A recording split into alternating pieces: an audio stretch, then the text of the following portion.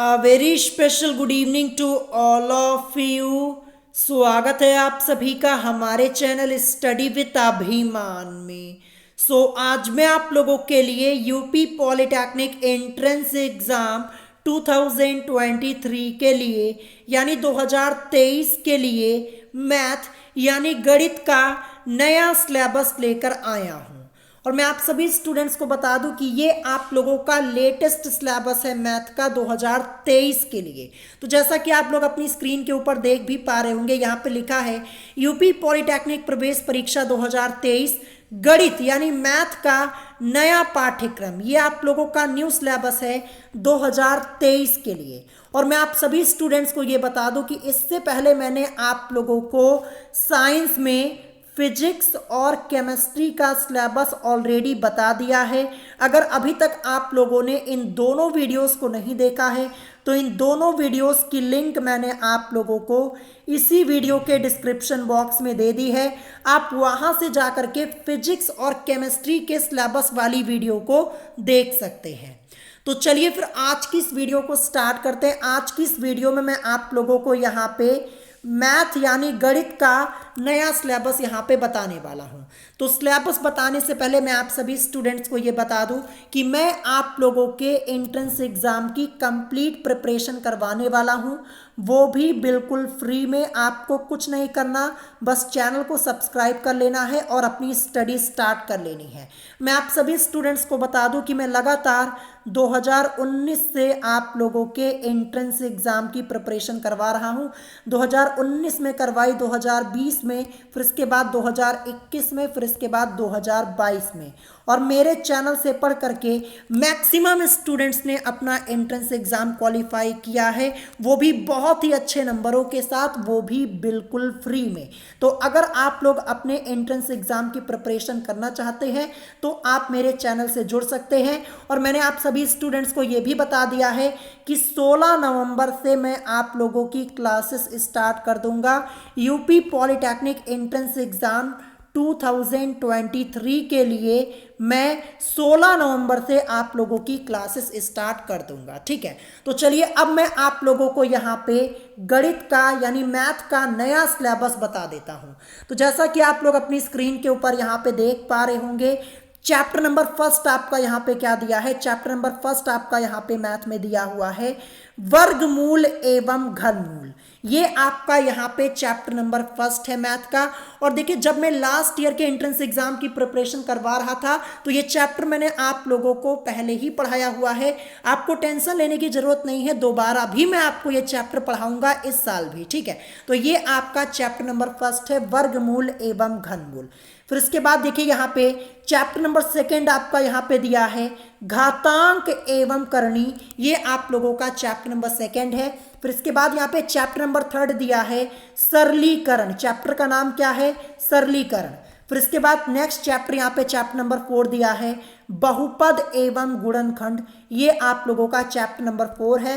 फिर इसके बाद नेक्स्ट चैप्टर आपका दिया है चैप्टर नंबर 5 लघुत्तम समापवर्त तथा महत्तम समापवर्तक। ये आप लोगों का चैप्टर नंबर 5 है। देखिए, मैं आपको बता दूं, जो आप लोगों का मैथ का सिलेबस है यानी जो गणित का सिलेबस है आप लोगों का, वो काफ़ी लेंदी है यानी काफ़ी बड़ा है।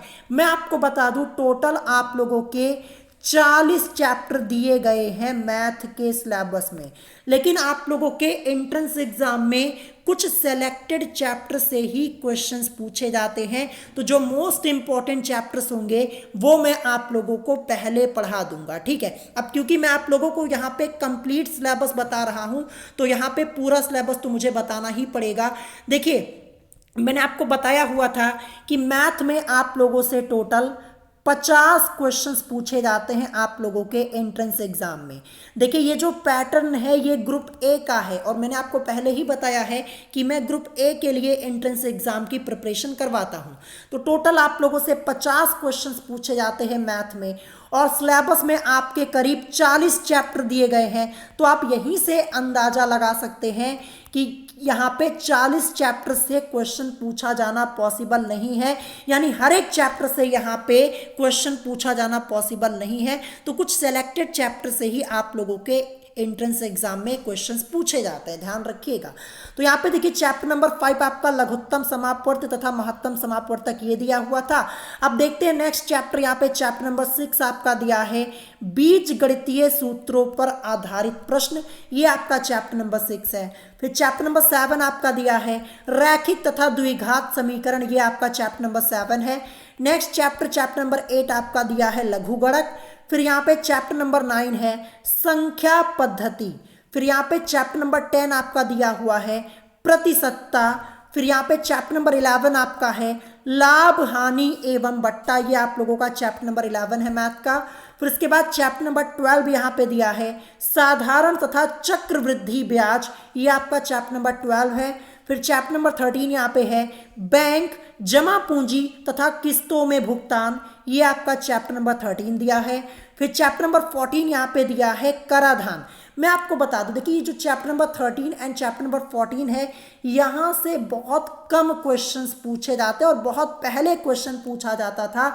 अब जो इस समय आप लोगों का एंट्रेंस एग्जाम हो रहा है, मैं आपको बता दूं 2018 से लेकर के, आप लोग चेक कर लीजिएगा, 2018 से लेकर के और जो 2022 तक आप लोगों का एंट्रेंस एग्जाम हुआ है, आप लोग पेपर चेक कर लीजिएगा, वहां पे आपको इन दोनों ही चैप्टर से क्वेश्चन नहीं देखने को मिलेंगे, ध्यान रखिएगा। यानी यहां से क्वेश्चन अब नहीं पूछे जाते हैं। अब क्योंकि सिलेबस में है इसीलिए चैप्टर का नाम मैं आपको बता दे रहा हूं, और कुछ इंपॉर्टेंट क्वेश्चन होंगे वो मैं आपको करवा दूंगा, लेकिन यहां से अब क्वेश्चन नहीं पूछे आते इन दोनों चैप्टर से।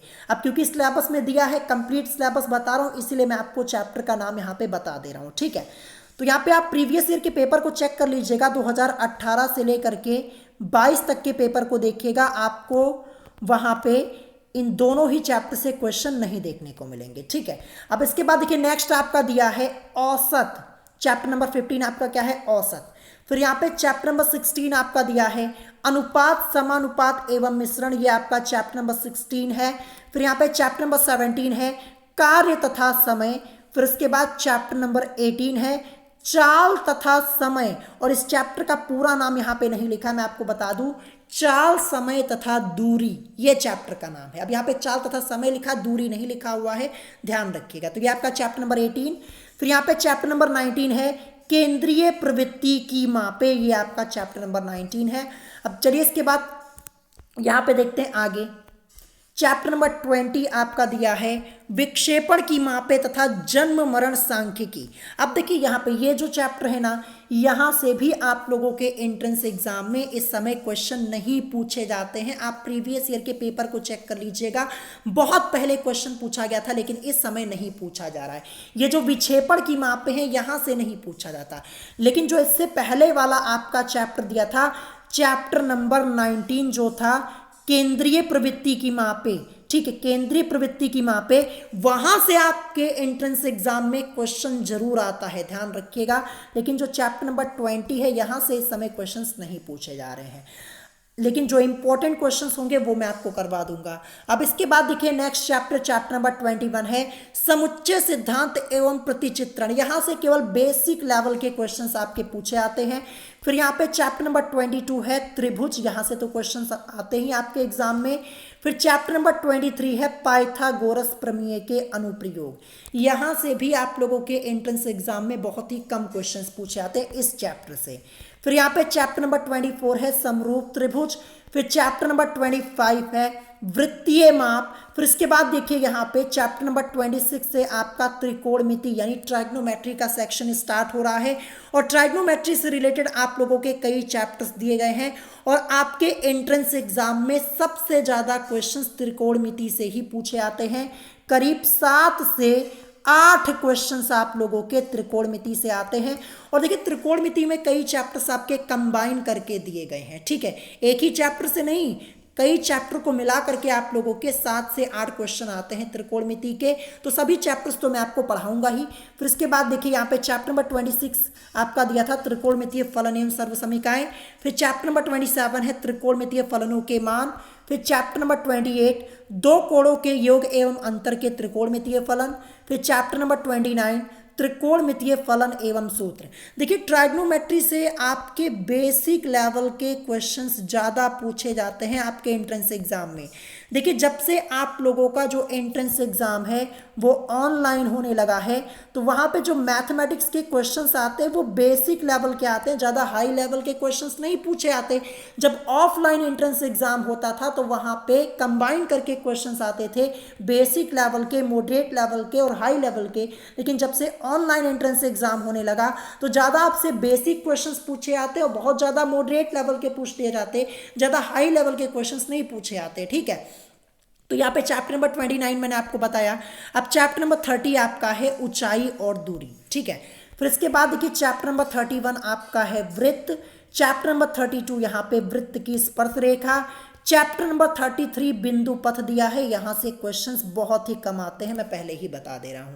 मैं आपको बता दूं जो चैप्टर आपके मोस्ट इंपॉर्टेंट है, जहां से क्वेश्चंस ज्यादा पूछे आते हैं, वो चैप्टर मैं आपको पहले पढ़ाऊंगा। आप क्या चाहते हैं मुझे कमेंट करके बताइएगा, मुझे कमेंट करके आप लोग ये जरूर बता दीजिएगा। और मैं जो पढ़ाता हूँ, देखिए मेरे पढ़ाने का तरीका ये है कि जिन चैप्टर से ज़्यादा क्वेश्चंस पूछे जाते हैं वो चैप्टर मैं पहले पढ़ा देता हूँ, ताकि आप समय से अपना कंप्लीट कर पाएँ सिलेबस। देखिए यहाँ पे 40 चैप्टर्स आपके हैं मैथमेटिक्स में, तो सभी चैप्टर्स आपको नहीं पढ़ना, कुछ सेलेक्टेड चैप्टर्स पढ़ने हैं। और देखिए जो बचे हुए चैप्टर्स होते हैं वहाँ से हम केवल मोस्ट इंपॉर्टेंट क्वेश्चंस को सॉल्व कर लेते हैं। ठीक है, क्योंकि देखिए जो आपका चैप्टर यहाँ पे दिया है ना, एक एक चैप्टर में आप चेक करेंगे ना, किसी चैप्टर में आपको 50 क्वेश्चन, किसी में 60, किसी में 70 क्वेश्चंस भी देखने को मिलेंगे। तो सभी आपको नहीं सॉल्व करने होते, केवल इंपॉर्टेंट क्वेश्चंस पे फोकस करते हैं, कॉन्सेप्ट पे ध्यान रखिएगा। अब देखिए यहाँ पे नेक्स्ट आपका है चैप्टर नंबर 34 समतल आकृतियों के क्षेत्रफल तथा परिमाप। चैप्टर नंबर 35 है घन घनाभ तथा बेलन। चैप्टर नंबर 36 है प्रिज्म, पिरामिड तथा शंकु। चैप्टर नंबर यहाँ पे आपका 36 के बाद 37 आपका दिया है गोला। फिर यहाँ पे चैप्टर नंबर 38 दिया है समकोणीय कार्तीय निर्देशांक। चैप्टर नंबर 39 सरल रेखा। ये chapter number 38, 39 most important chapters हैं। ये सब चैप्टर्स मैंने आपको लास्ट ईयर पढ़ाया हुआ है, फिर से पढ़ा दूंगा, टेंशन लेने की जरूरत नहीं है। एक एक क्वेश्चन सॉल्व करा दूंगा, क्योंकि यहाँ से क्वेश्चंस आपके ज़्यादा पूछे आते हैं। अब लास्ट चैप्टर आपका है चैप्टर नंबर 40 अवयव। ये आपका चैप्टर नंबर 40 है। तो मैंने आपसे क्या कहा था, टोटल 40 चैप्टर आप लोगों के दिए गए हैं, लेकिन कुछ सेलेक्टेड चैप्टर से ही क्वेश्चंस पूछे आते हैं। यहाँ पे आप चैप्टर नंबर देखकर मत परेशान होइए कि यहाँ पे 40 चैप्टर दिया गया है, कैसे तैयार करेंगे। तो यहाँ पे आपको टेंशन लेने की ज़रूरत नहीं है। एंट्रेंस एग्ज़ाम की तैयारी करने का एक तरीका होता है, इस टॉपिक पर मैं अलग से वीडियो बनाऊंगा कि कैसे आप कम समय में आसानी से अपने एंट्रेंस एग्ज़ाम की तैयारी कर सकते हैं और आसानी से एग्ज़ाम क्वालिफाई कर सकते हैं। यहाँ पे सिलेबस को देखकर आप बिल्कुल परेशान मत होइए। देखिए मैथ में क्या होता है, जो मोस्ट इंपॉर्टेंट चैप्टर्स हैं मैं आपको बता दूं, जो मोस्ट इंपॉर्टेंट्स आपके चैप्टर्स होंगे वो मैं पहले पढ़ा दूंगा। ठीक है, और इम्पॉर्टेंट क्वेश्चन आंसर की सीरीज भी मैं अलग से स्टार्ट कर दूंगा मैथमेटिक्स के लिए। तो देखिए इससे आपका ये फायदा होगा, चैप्टर तो आप पढ़ ही रहे होंगे, साथ में आपके जो इंपॉर्टेंट क्वेश्चंस होंगे, जो इंपॉर्टेंट क्वेश्चन आंसर की सीरीज स्टार्ट करूंगा, वहां से आपके इंपॉर्टेंट क्वेश्चंस भी तैयार होते चले जाएंगे। ठीक है, जो आपके एग्जाम में आ सकते हैं उसी टाइप के क्वेश्चंस मैं आपको करवाऊंगा इंपॉर्टेंट क्वेश्चन आंसर की सीरीज में। ठीक है, तो यहाँ पे मैंने आज की इस वीडियो में मैथ का भी सिलेबस आप लोगों को बता दिया। इससे पहले मैंने आप लोगों को साइंस में फिजिक्स और केमिस्ट्री का सिलेबस बता दिया। फिर इसके बाद यहाँ पे आज मैंने आपको मैथ का भी सिलेबस बता दिया। तो सिलेबस तो मैंने आपको बता दिया। ठीक है, अब देखिए इसके बाद आप लोगों की क्लास में 16 नवंबर से स्टार्ट कर दूंगा, ये मैंने आपको पहले ही बता दिया है। और देखिए मैं आपको बता दूं, अगर आप पॉलीटेक्निक करना चाहते हैं तो सबसे पहले आपको ये पता होना चाहिए कि आपको किस ग्रुप से फॉर्म फिलअप करना चाहिए। ये तो मैंने आपको पहले ही बता दिया कि ग्रुप ए सभी ग्रुप्स में बेस्ट है। ठीक है, अब ग्रुप ए में देखिए आप लोगों की ब्रांचेस होती है कि किस ब्रांच से आपको पॉलीटेक्निक करना चाहिए। अगर आपको ब्रांच के बारे में नॉलेज नहीं है तो मुझे कमेंट करके बता दीजिएगा, मैं इस टॉपिक पर अलग से वीडियो बना दूंगा कि किस ब्रांच से आपको पॉलीटेक्निक करना चाहिए। क्योंकि पॉलीटेक्निक करने में जो मेन रोल होता है वो ब्रांच का होता है। अगर ब्रांच के बारे में आपको पता नहीं है, गलत ब्रांच से पॉलीटेक्निक कर लेते हैं, फिर पॉलीटेक्निक करने का कोई फायदा आपका नहीं होने वाला है।